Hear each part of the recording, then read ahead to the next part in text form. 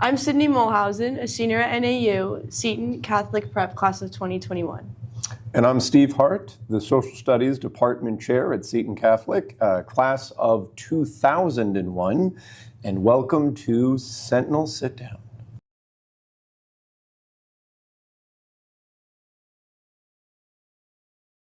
What drew you back to the home of the Sentinels? Oh, that's a good question. Honestly said, I kind of miss this place after Really? I graduated. I did, which is, Okay. I know that everybody says when you're in high school and you graduate and oh my gosh, the sweet freedom, and you're going to miss it at some point way, way, way far down the road, but you're just going to be so happy to be in college. And I was. College is fantastic, but I missed this place. And actually, when I was working at a hotel in Mesa, on a chance occurrence, I bumped into a former teacher and administrator, Dr. Richard Riley, who came up and talked to me, and we had like a 10-minute conversation. And he ended the conversation by saying, kind of makes me a little teary-eyed, but saying, you need to come back around campus more. Like, we miss you, and it doesn't feel right with your going. And it was just like one of those things that he absolutely didn't have to say. He wasn't planning on seeing me in the time that he did. And so I think in a strange way, just that conversation from him kind of got me thinking a lot more seriously about not just wanting to teach, but wanting to come back home to teach. The first time that I walked into the front office and Mrs. Dodaro saw me, and she stood up and got so excited to see me that I was completely convinced that there was somebody behind me that she recognized, that she has a really great relationship with. Right. So I think I shuddered a little bit because she was so excited and so loud to see me. And then I had to turn around and go, oh my God, I'm the only one that's actually here. Yeah. But it was that welcome back kind of atmosphere. You know what I mean? We're just it was almost, Seton felt like this was our great victory, that I was back and wanting to work here. What about you? Why Seton Catholic Prep? For me, I knew that I wanted to be a teacher from a pretty young age. Funny enough, I know I've said this to you before, and it's going to get all sentimental and gushy-gushy, but you and then another teacher that I had at St. Mary Basha really made me care about my education and caring about my grades and stuff, and I love history because of you guys.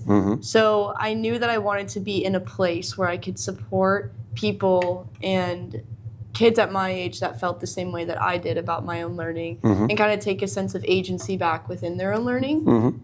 And what better place to do that than Seton, and everyone's wonderful here. Yeah. And it's a great place to be. Yeah. The fact that you said not only that you want to be a teacher, but in the last semester that you're I want to come back to this place and specifically work with me where I taught you and I taught Max.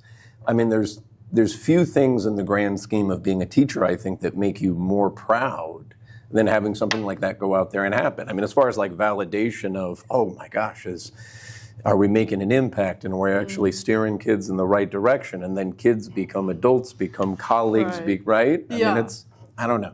It's kind of the magic, I guess, of what it is that we go out there and what we do. What do you remember most about being a Sentinel here at Seton Catholic? That's a good question. So for me, it was a little bit different because I went to high school for the first 2 years in Salt Lake City. That's right. So my time at Seton, for a guy that's worked here for almost 20 years, as a student was just my junior and senior year. I think the two things that I remember about being a student here, that have kind of stuck with me and stuck with the experience. Number one, I met my wife here. So I know, not to get all sappy, not to get all sappy or sentimental, but we started dating when we were students at Seton, and have been dating ever since. And have 3 kids. I have 3 kids. Yep. It's going well, right? Everything is as it should be. So the fact that all began here is wild. Right? That's amazing. So that's the first thing. The second thing, a far distant second to meeting my wife and having 3 beautiful daughters is I really liked playing football here too. And again, far distant, not at all in the same breath, right? But I loved playing ball here, and I had done that since the 5th grade, and so that part of it was something. I had wonderful coaches. I had some great teachers. Kind of like you, a lot of the ones that I became colleagues with, it's sort of, so that feeling of kind of coming full circle was pretty awesome. So what about you? What are the things that you remember most or stayed most with you as being a student at Seton Catholic? Well, I feel like there's a lot. But I do think the number one thing that sticks with me is how this is obviously a smaller school. It's a smaller community. But I think that they say that there's strength in numbers. I kind of think the smaller, sometimes the better. Like, I really appreciate how every single teacher knew my name. I knew every single kid from when I was a freshman to senior year, and having an older brother definitely helped. And then when I was a senior, knowing all of the freshmen. And I think I made such good memories here and had some outstanding friendships. And I still talk to pretty much all of my really close friends that I made here. Which is amazing. I'm still friends with all of them. Yeah.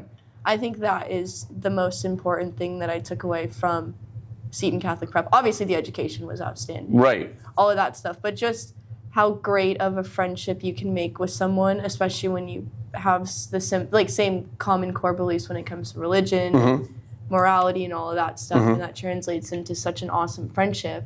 Those will be my lifelong friends. If there was a piece of advice that you would give to them in terms of like the next 5 years of their life or 10 years of their, what would you tell them? I know. Tis the season of advice giving, yes, right? ma'am. Why not?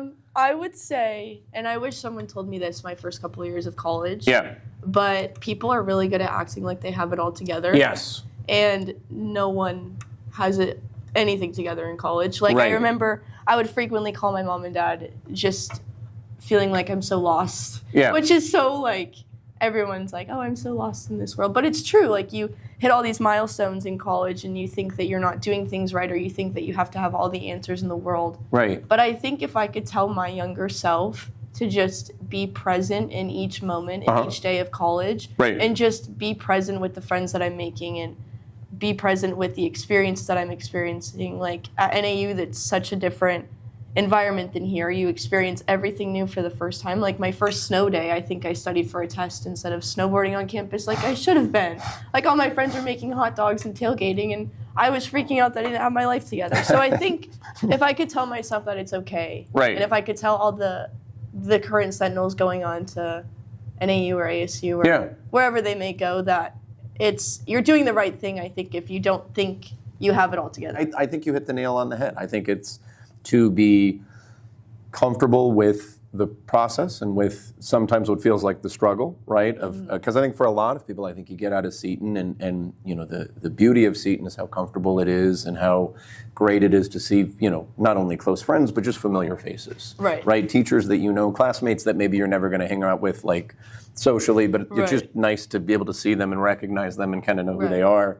You know, you get out of this place and it's different, and there's a challenge that kind of comes with that, right? Yeah. But I think that idea of being patient and, you know, not losing yourself and what matters to you, and keeping your faith a major part of your life as well is something that's constantly drawing you back and helping you go out there and find your way. I think that process of Seton giving you the tools or like the proper equipment to be able to kind of go forward and find success and make it through struggle. I don't know for me if it's necessarily like this one moment of like an aha realization of something that somebody said to me.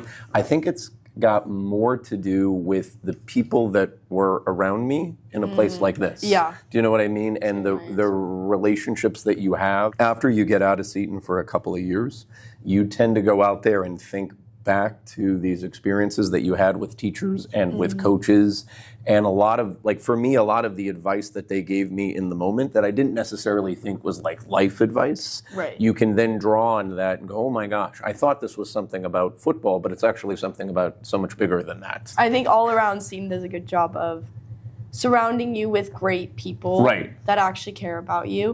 But I think to add on to that, Seton gave me an outlet and kind of this outlook on life when it comes to having a moral compass. I think, especially like when I moved out of my house and moved to Flagstaff, where I was surrounded by no one that I knew.